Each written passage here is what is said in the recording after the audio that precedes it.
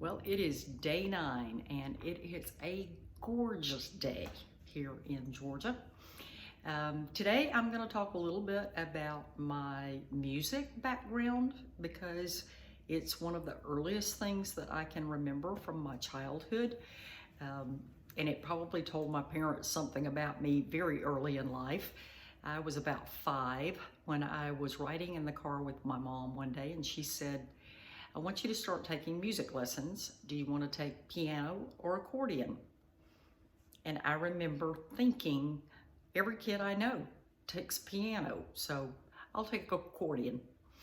So yes, the squeeze box thing with keys on one side and buttons on the other. And so it actually took 9 years from that point to get through a full course, because lost a teacher, couldn't find one for a while, found another, that sort of thing. And interestingly enough, by the time I had reached that point, I transitioned to piano. So I found that I really enjoy things like just sitting down at the piano and just playing. And when I was 17, my parents took us out of school because the building business had crashed in Atlanta, and that's what my dad had done his entire life. And so on my 17th birthday, they pulled us out of school and we went on the road for 2 years and just sang in churches, that sort of thing, until we landed in Houston, Texas at the time that the building business was booming there.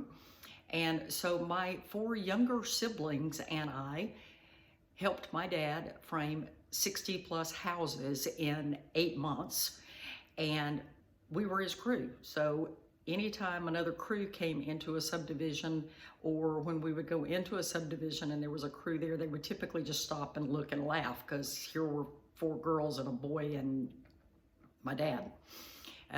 My mom was helping out, but she was also tended to be the coordinator for everything. So from a musical standpoint, from that point, I have pretty much always been involved in music, predominantly in church. I've been on paid staff a couple of times, and those times have been some of the most challenging in my life because I didn't study piano. I didn't get the classic education that most musicians get. So I will never forget the first actual paid job that I got playing was with a church in Orlando. And when it was suggested that I go audition, I knew that they had a large orchestra, very large choir, and I felt totally inadequate to even go talk to somebody. But I, at a friend's persuasion, went and thought, I'll interview with the people. And the first interview / audition, the director took me from his office to a 5,000 seat sanctuary with a 9-foot Baldwin Grand sitting on the stage, and started putting music in front of me that I was as unfamiliar with as anything I had ever seen, and asking me to do things like play the tenor and the alto part, and me having to ask during an audition, I don't want to seem stupid, I think I know which one's the alto part, but can you tell me which one's the tenor part? And I ended up spending 3 months auditioning, just continually having to learn and learn and learn and learn music and listen to other people audition.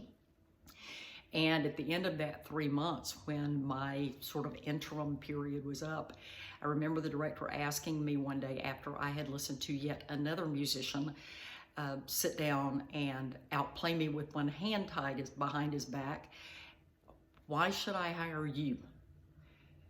I was in Orlando, and we had lots of Disney players, people that were just tremendously talented musicians.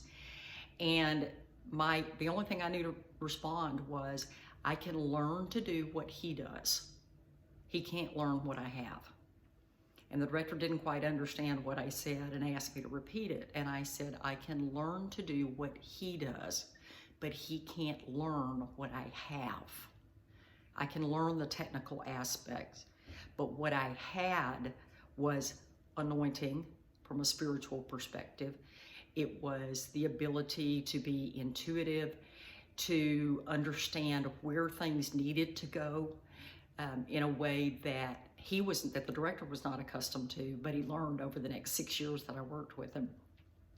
And that same idea tends to carry over into so much of my life that I feel like it's an important piece of my story.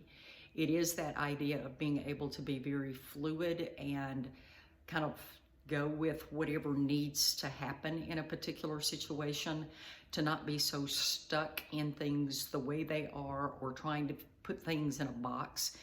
And I am very grateful for those times. I've had some of the most, as I said, some of the most challenging situations I've had have been from a musical perspective, but it has translated into so many other areas of my life that I am truly grateful for. So that's all I'm going to talk about today, and I'll see you tomorrow.